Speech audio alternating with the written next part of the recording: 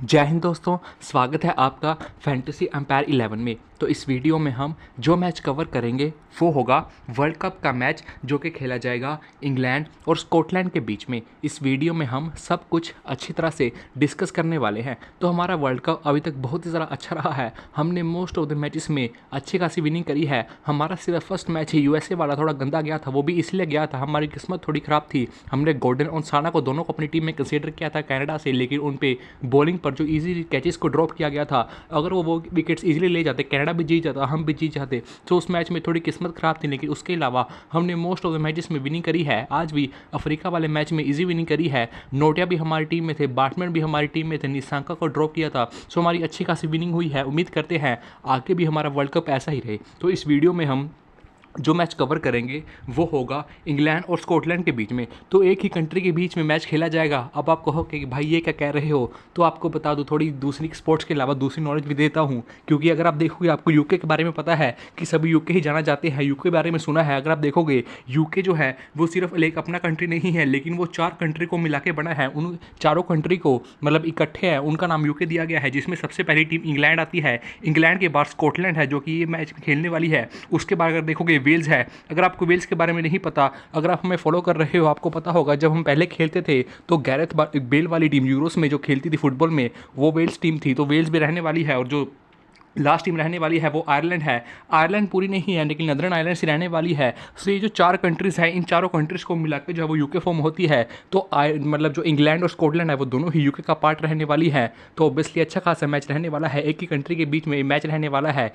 चारों कंट्रीज़ को फॉर्म होकर यूके का बनता है। अगर आप थोड़ी सी और बता देता हूँ, अगर ग्रेट ब्रिटेन के बारे में बात की जाए, जो हमने पहले आयरलैंड को कंसीडर किया है, वो आयरलैंड को कंसीडर मत कीजिए। इंग्लैंड, स्कॉटलैंड और वेल्स तीनों को मिला के ग्रेट ब्रिटेन बनता है। सो ये 3 ग्रेट ब्रिटेन हो गए। अगर आप आयरलैंड को मिला लोगे, आयरलैंड पूरा नहीं, सिर्फ नदरन आयरलैंड, जैसे आपको पता होगा कोरिया भी आउट अलग अलग है, नॉर्थ कोरिया, साउथ कोरिया, वैसे ही पूरा आयरलैंड नहीं, सिर्फ नदरन आयरलैंड को मिला के पूरा यूके बनता है। लेकिन अगर आयरलैंड को हटा दोगे तो ये बाकी 2-3 कंट्रीज रहने वाली है, ये ग्रेट ब्रिटेन रहने वाली है। तो ये जो मैच रहने वाला है इंग्लैंड और स्कॉटलैंड के बीच में रहने वाला है, सब कुछ अच्छी तरह से डिस्कस करते हैं। सबसे पहले पिच के बारे में बात की जाए तो बारबाडोस में मैच खेला जाएगा। अगर आपने देखा है लास्ट मैच यहाँ पर नमीबिया और ओमान वाला, बिल्कुल भी इजीली रन स्कोरिंग नहीं हो रही थी। बॉलर्स को अच्छी खासी सपोर्ट मिल रही थी। अगर बैट्समैन को स्कोर करना है तो उन्हें यहाँ पर टिकना ही पड़ेगा। लेकिन इंग्लैंड टीम बहुत ही ज़्यादा स्ट्रॉन्ग है। अगर इंग्लैंड पहले बैटिंग करती है तो अच्छे खास रन जरूर बना सकती है, लेकिन अगर स्कॉटलैंड पहले बैटिंग करती है तो वो थोड़ा लो स्कोर बनाएगी। इंग्लैंड का बॉलिंग लाइनअप भी बहुत ही ज़्यादा अच्छा है, तो उस हिसाब से आपको इंग्लैंड को ही फेवर करना है। अगर इंग्लैंड पहले बैटिंग करती है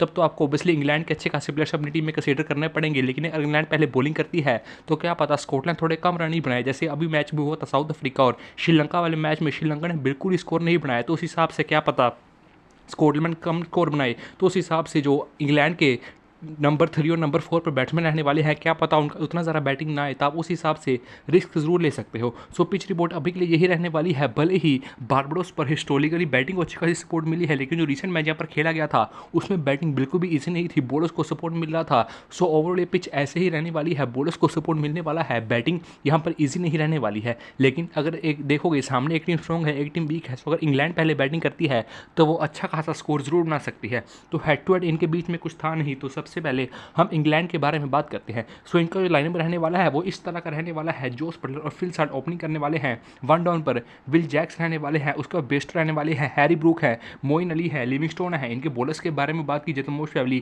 Chris Jordan, Jofra Archer, Adil Rashid और मार्क वुड को ही मौका मिलने वाला है। रीस टोपली भी जरूर खेल सकते हैं, लेकिन अगर आप देखोगे इंग्लैंड के जो बॉलर्स हैं वो थोड़े इंजरी प्रोन ज़्यादा रहते हैं। आपने आरसीबी के लिए भी देखा होगा, टोपली को शुरुआत के मैचेस खेलता है, उसके बाद बंदा इंजर चला जाता है।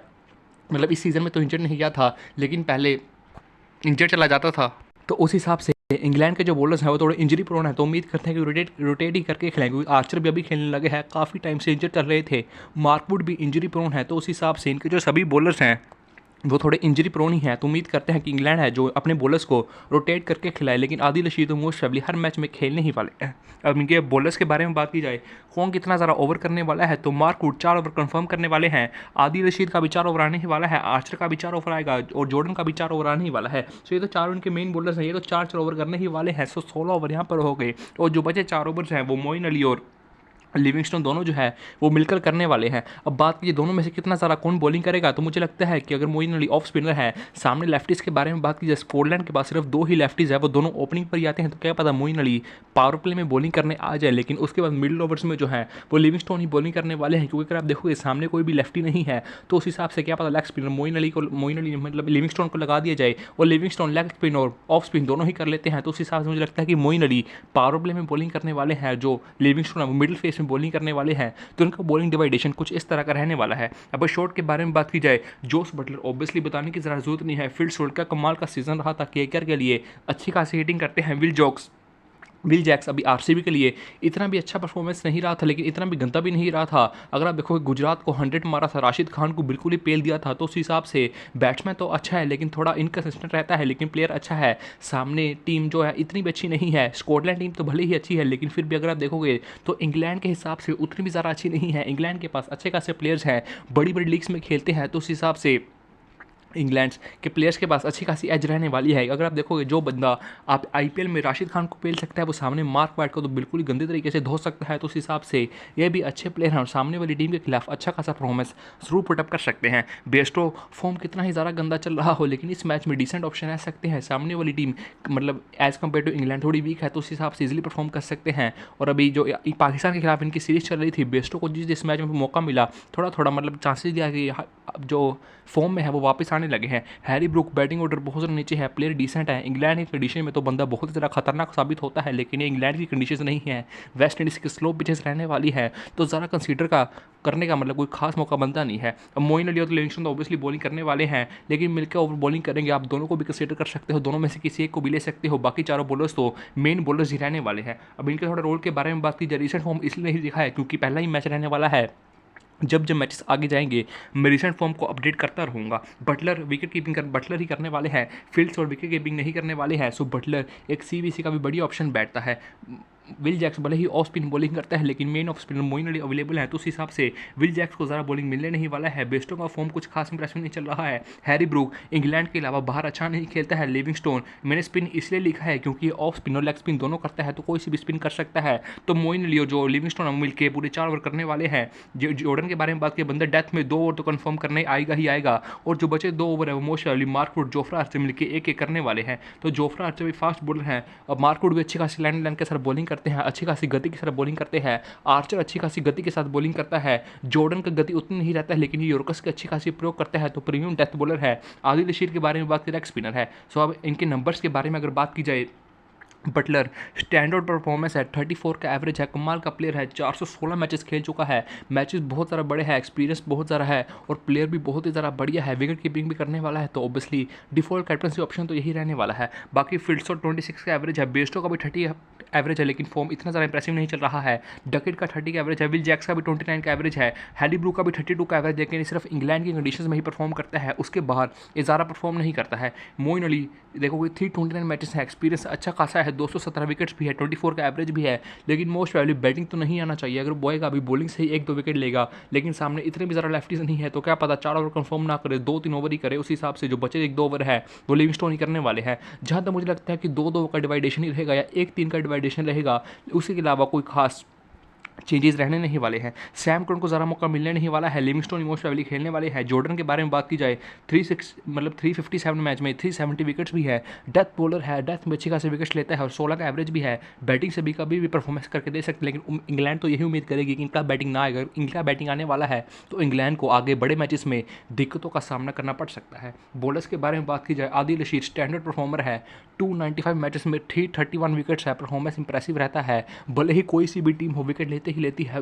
भले ही सामने इतनी ज़्यादा स्ट्रॉन्ग टीम हो जो स्पिन को बढ़िया खेलती है, उसके खिलाफ भी बंदा इजीली विकेट्स ले ही जाता है। रीस टोपली थोड़ा इंजरी प्रोन है, लेकिन फिर भी अच्छा खासा प्लेयर है, लेफ्ट आर्म पेसर है, अच्छी खासी गति के साथ बॉलिंग करता है, लाइन लेंथ अच्छी रहती है और स्विंग भी हासिल करता है। आर्चर 172 विकेट्स है, सिर्फ 137 मैचेस में, डेथ में अच्छी खासी बॉलिंग करता है, मस्ट हैवी रहेगा। मार्कवुड का भी अच्छा खासा परफॉर्मेंस है। हार्टली इतना ज़्यादा विकेट टेकिंग बॉलर नहीं है, मोस्ट हैवली हार्टली तो खेलने भी नहीं वाला है। सो हमने इंग्लैंड के सभी प्लेयर्स के बारे में डिस्कस कर लिया है, नंबर्स हमने डिस्कस कर लिया है, बाकी हम अपनी टीम को क्रिएट करते लॉजिकल एनालिसिस तो तब करने ही वाले हैं। और सबसे ज़रूरी बात, आपको हमारा फाइनल टीम जो भी फाइनल अपडेट्स रहता है सारा टेलीग्राम पर ही मिलने वाला है, सो आपको टेलीग्राम को ज़रूर से ज़रूर ज्वाइन करना है। बाकी आपको अगर वीडियो अच्छी लग रही हो यूट्यूब को भी सब्सक्राइब कर सकते हो, और मतलब चैनल को सब्सक्राइब कर सकते हो, वीडियो को भी ज़रूर लाइक कर सकते हो। अब हम बात करते हैं स्कॉटलैंड के बारे में। स्कॉटलैंड के भी मतलब मैचेस ऐड होते ही रहते हैं, तो उस हिसाब से आपको स्कॉटलैंड प्लेयर्स के बारे में भी पता ही होगा, लेकिन अगर पता नहीं है तो मैं आपको सभी प्लेयर्स के बारे में अच्छी तरह से बताने ही वाला हूँ। सबसे पहले इनके जो ओपनर्स रहने वाले हैं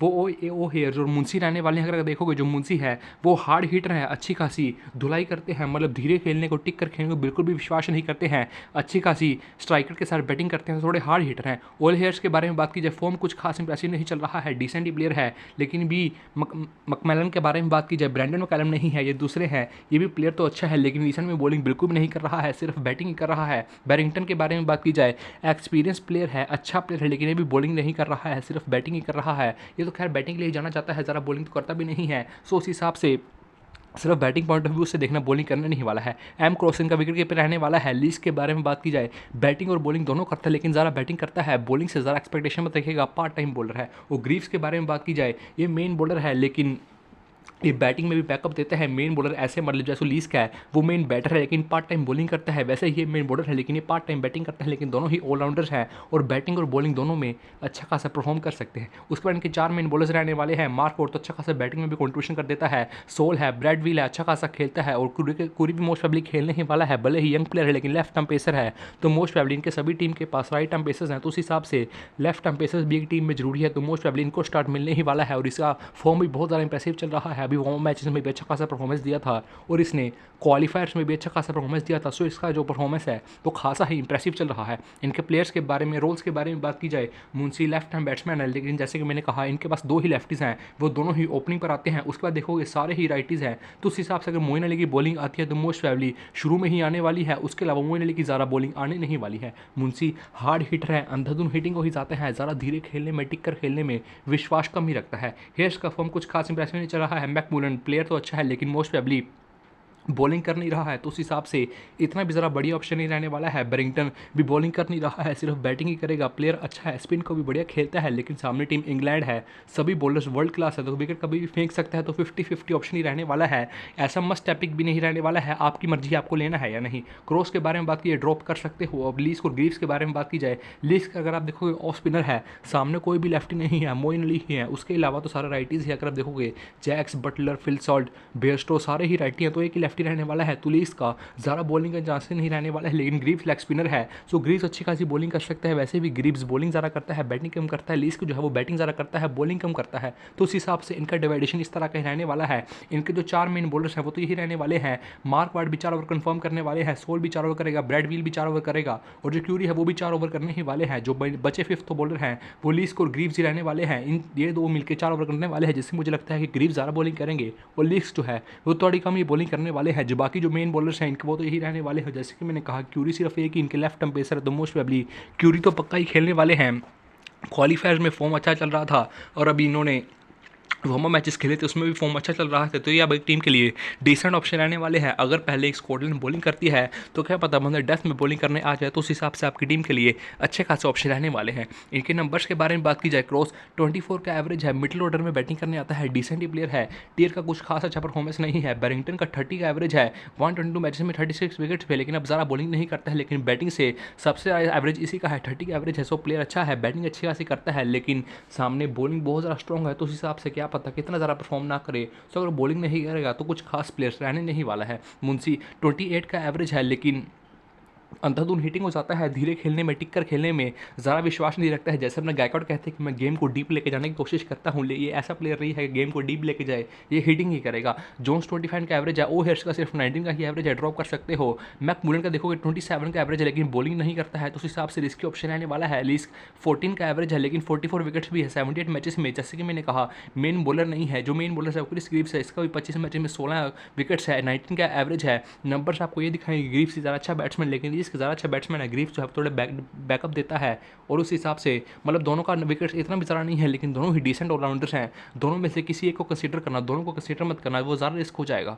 अब बॉलर्स के बारे में बात की जाए, मार्क वुड वोट के बारे में बात की 103 मैच में 102 विकेट्स है, 217 रन भी हैं, सो 15 रन भी लगा सकता है, विकेट टेकिंग बॉलर है। मतलब ऐसा नहीं है कि वो बंडल्स में विकेट लेके देगा, लेकिन कंसिस्टेंट लाइन लाइन के साथ बॉलिंग कर करके आपको 1-2 विकेट तो लेके दे ही देगा। जैसे सैंडनर है, वो ऐसे एक और लाइन लाइन के साथ बॉलिंग करता रहता है, विकेट ना मिले वो बात अलग है, लेकिन इकोनॉमिकल रहता है। ये भी ऐसा ही है कि इकोनॉमिकल रहेगा, ज़्यादा रन नहीं पिट पाएगा, अगर लेगा भी तो एक ही विकेट लेने वाला है, उससे ज़्यादा विकेट लेगा नहीं, तो उस हिसाब से डिसेंट ऑप्शन रहने वाला है। लेकिन ये बैटिंग में कॉन्ट्रीब्यूशन कर सकता है, उस हिसाब से थोड़ा एज कर सकते हो। शरीफ के बारे में बात की, मोशावी खेलने नहीं वाला है। ब्रैड विल का अच्छा खासा परफॉर्मेंस है, 56 मैचेस में 72 विकेट्स है, 100 नंबर्स इंप्रेसिव है। डेथ में बॉलिंग कर सकता है, डिसेंट ऑप्शन रहने वाला है, अभी फॉर्म भी अच्छा चल रहा है। बीयू गुरी के बारे में बात किया, जैसे कि कहा वोमो मैचेस में अच्छा खासा परफॉर्म किया था और इसने क्वालिफायर्स में अच्छा खासा परफॉर्मेंस दिया था। 17 मैचेस में 24 विकेट्स है, नंबर्स भी इंप्रेसिव है, जरूर कंसीडर कर सकते हो। 100 का इतना कुछ खास नंबर नहीं है। अब हमने स्कॉटलैंड के सभी प्लेयर्स के बारे में भी डिस्कस कर लिया है। अब कुछ प्रेडिक्शन के बारे में बात की, जैसे कि मैंने यहाँ पर भी लिखा है, जो मैककूलिन और बैरिंगटन है, दोनों ही जो मतलब प्लेयर्स, तो मतलब नाम तो इनका ऐसा है कि सभी प्लेयर्स को पता है, लेकिन ये बॉलिंग नहीं करने वाले हैं, तो उस हिसाब से रिस्क लेके दोनों का आप अपनी टीम से ड्रॉप भी कर सकते हो। मुलन का तो सिलेक्शन परसेंटेज खैर बहुत ज़्यादा कम है, लेकिन बैरिंगटन का सिलेक्शन परसेंटेज डिसेंट है, इसको लोग अपनी टीम में जरूर कंसीडर कर सकते हैं। लेकिन जैसी पिच है बॉलिंग को सपोर्ट करती है थोड़ी, तो उस हिसाब से बैरिंगटन को ड्रॉप किया जा सकता है। और जैसे कि मैंने यहाँ पर भी लिखा है कि मोइन अली जो मोस्ट सारी पावर प्ले में बॉलिंग करने वाले हैं, क्योंकि अगर देखोगे सामने लेफ्टीज हैं, मोइन अली ऑफ स्पिनर है, तो उस हिसाब से मोइन अली का चांसेस ज़्यादा पावर प्ले में बॉलिंग करने का आता है। लिविंगस्टोन जो है वो मिडल में बॉलिंग करने वाले हैं। सो अभी के लिए यही प्रेडिक्शंस है। सो हमने जो सभी नंबर्स के बारे में डिस्कस कर लिया है, अब हम अपनी ड्रीम 11 टीम को क्रिएट करेंगे और पूरी लॉजिकल एनालिसिस करने वाले हैं। बात करते हैं अब ड्रीम 11 टीम के बारे में। सबसे पहले कीपर्स के बारे में बात की जाए, बटलर को तो ऑब्वियसली ड्रॉप करना नहीं है, मस्ट टैपिक ही रहने वाला है, ओपनिंग करेगा, विकेट कीपिंग करेगा, फॉर्म अच्छा चल रहा है, आईपीएल में अच्छा खासा खेला था, जो पाकिस्तान के खिलाफ सीरीज थी उसमें अच्छा खासा परफॉर्मेंस दिया था। सो ऑब्वियसली बटलर को तो ड्रॉप करने का कोई भी सवाल पैदा होता नहीं है, मस्ट टैपिक रहने वाला है। इवन बंदा सीवीसी का भी बेस्ट ऑप्शन रहने वाला है, जरूर कंसीडर करके चलना है। फील्ड सॉल्ट के बारे में बात की जाए, केकेआर के लिए फॉर्म इंप्रेसिव चल रहा था और बैटिंग पिचेस पर अच्छा खासा परफॉर्म करता है, लेकिन बैटिंग पिच तो नहीं रहने वाली है, लेकिन खैर बैटिंग इतनी भी ज़्यादा टफ नहीं रहने वाली है, सामने वाली टीम थोड़ी वीक है, उस हिसाब से 60-20 मैच में अच्छा खासा परफॉर्मेंस कर सकते हैं, लेकिन रिस्क लेके 60 को ड्रॉप किया जा सकता है। सामने वाली टीम के पास पेसेस डिसेंट है, तो उस हिसाब से अगर बैटिंग विकेट रहने वाली है, मतलब बॉल बैट पर अच्छे से नहीं आएगी, कोई बॉल धीरे मतलब जो धीमी रह जाएगी, उस हिसाब से कोई बॉल एक्स्ट्रा बाउंस भी ले सकती है, तो उस हिसाब से बैटिंग इतनी भी ज़्यादा इजी नहीं रहने वाली है, तो उस हिसाब से सॉल्ट को ड्रॉप कर सकते हो। बंदा विकेट कीपिंग नहीं करने वाला है, कीपिंग बटलर करने वाला है, तो उस हिसाब से वो बैकअप भी नहीं रहने वाला है, तो सेव जो सॉल्ट है वो सेफ साइड होगा, पिक करके चलेंगे, रिस्क लेके इजीली ड्रॉप किया जा सकता है। क्रॉस के बारे में बात की, मिडिल ओवर में बैटिंग करने वाला है, ड्रॉप कर सकते हो, इतना भी नंबर्स कुछ खास इंप्रेसिव रहता नहीं है, टीयर का भी सिर्फ 11 कुछ का ही एवरेज था, ड्रॉप कर सकते हो। बैटर्स के बारे में बात की जाए, विल जैक्स सेफ्टी के लिए ही कंसीडर करके चलूँगा, भले ही थोड़ा इनकंसिस्टेंट रहता है, और जो स्पिन वाली पिचेस होती है उसमें ज़्यादा परफॉर्म भी नहीं करता है, स्पिन को ज़रा बढ़िया भी नहीं खेलता है, तो उस हिसाब से ड्रॉप तो किया जा सकता है। लेकिन सामने इतना भी कोई वर्ल्ड क्लास स्पिनर नहीं रहने वाला है कि इनको दिक्कतों का सामना करना पड़े। और आईपीएल में राशिद खान जैसे स्पिनर को गंदी तरीके से पेला था, छक्के पे छक्के मारे थे, तो उस हिसाब से अभी के लिए सेफ ही रहेगा कि आप अपनी टीम में विल जैक्स को कंसीडर करके चलो। मुंशी के बारे में बात की जाए, 75% सिलेक्शन है, एवरेज डिसेंट है, 24 कुछ का एवरेज था, लेकिन जैसे कि मैंने कहा अंधाधुन हिटिंग करता है। सामने इंग्लैंड का पेसर्स बहुत ही ज़्यादा खतरनाक है, कभी भी विकेट लेके जा सकते हैं, वो तो शॉर्ट पिच बॉल्स भी अच्छी खासी फेंकते हैं, आर्चर देख लो, वुड देख लो, सभी ही अच्छी खासी शॉर्ट पिच बॉल्स का प्रयोग करते हैं, तो उस हिसाब से मुंशी के लिए दिक्कत ही रहने वाली है। तो अभी के लिए मुंशी को तो ड्रॉप ही करने वाला हूँ। बेस्टो का भी 62 का सिलेक्शन, इसको भी ड्रॉप कर सकते हो। सबसे पहले 2 डाउन बैटिंग करेगा, अगर तो पहले स्कॉटलैंड बैटिंग करती है तो क्या पता कितना ज़्यादा बैटिंग आए, क्या पता कितना ज़्यादा बैटिंग ना आए। और बेस्टो स्पिन का इतना बढ़िया प्लेयर भी नहीं है, स्पिन के सामने विकेट फेंक ही देता है, तो अगर पिच स्लो रहा तो भी अपनी विकेट फेंक सकता है। अगर बैटिंग आ भी गया तो उस हिसाब से रिस्क ही रहने वाला है।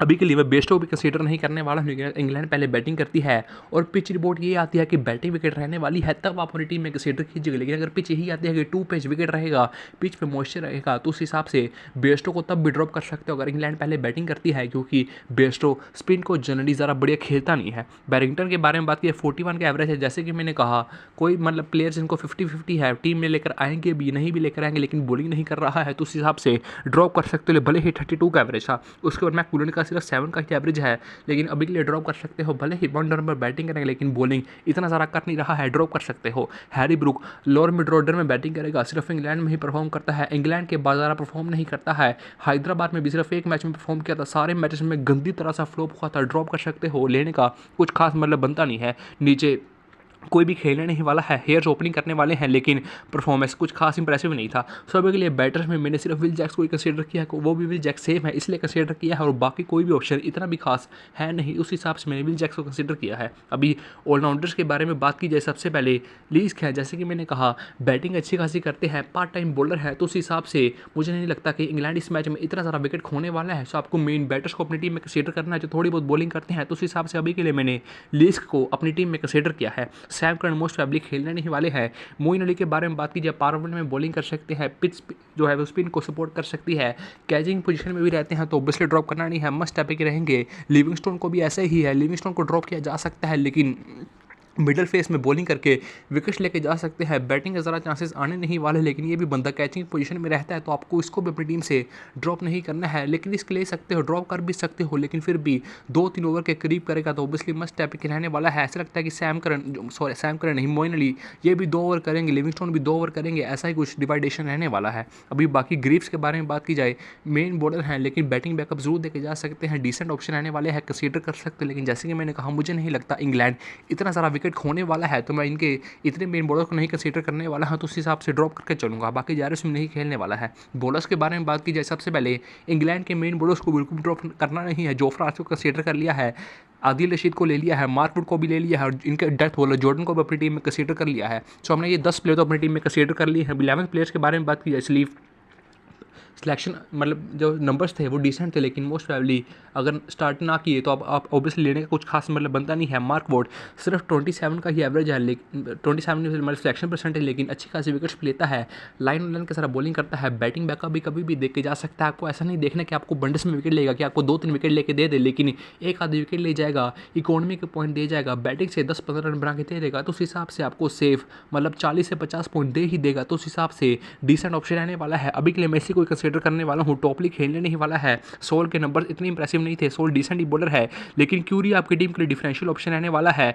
फॉर्म बहुत ही ज़्यादा इंप्रेसिव था, वार्मर्स में क्वालिफायर्स में इंप्रेसिव फॉर्म्स था, नंबर इंप्रेसिव है, एक लौता ही लेफ्ट आर्म पेसर है, तो आपकी टीम के लिए ये अच्छा खासा ऑप्शन रहने वाला है। इसको एज ए डिफरेंशियल जरूर से जरूर कंसीडर कर सकते हो। बैनविल का भी नंबर इंप्रेसिव था, खेलने का अच्छा खासा एक्सपीरियंस है, डेथ में बॉलिंग कर सकते हो। अगर स्कॉटलैंड पहले बॉलिंग करती है तो उस हिसाब से आपको टीम में कुछ ना कुछ चेंजेस तो करना ही पड़ेंगे, क्योंकि आपको इधर क्यूरी या वी में से किसी को तो अपनी टीम में कंसीडर करना ही पड़ेगा, लेकिन अभी के लिए मैं सिर्फ वोट को ही अपनी टीम में कंसीडर किया हूँ। सो अभी के लिए हमारी टीम कुछ इस प्रकार की बन रही है। CVC ऑप्शन के बारे में बात की जाए, ऑब्वियसली बटलर बेस्ट ऑप्शन रहने वाले हैं, और अब इनके बॉलर्स भी बेस्ट ऑप्शन रहने वाले हैं, आप किसी को भी कर सकते हो। अभी के लिए मैंने अपनी कैप्टनशिप वो बटलर को दी, अपने वाइस कैप्टनशिप मैंने अपनी आदिल रशीद को दी है। आदिल रशीद अच्छे खासे स्पिनर्स है, 4 ओवर कन्फर्म करता है। सामने वाली टीम स्कॉटलैंड स्पिन को खेलने का इतना भी खास एक्सपीरियंस नहीं है, तो क्या पता स्पिन के सामने विकेट फेंक ही दे, और आदिल रशीद क्वालिटी बॉलर हैं, कभी भी अच्छी खासी विकेट लेके जा सकते हैं। तो मैंने अपनी कैप्टनसी बटलर को दी है, वाइस कैप्टनसी आदिल रशीद को दी है। तब तक के लिए मिलेंगे नेक्स्ट वीडियो में। जय हिंद। बाकी आपको फाइनल अपडेट टेलीग्राम पर मिलने ही वाला है, डिस्क्रिप्शन में लिंक्स मिल जाएगा, ज्वाइन कर लीजिएगा।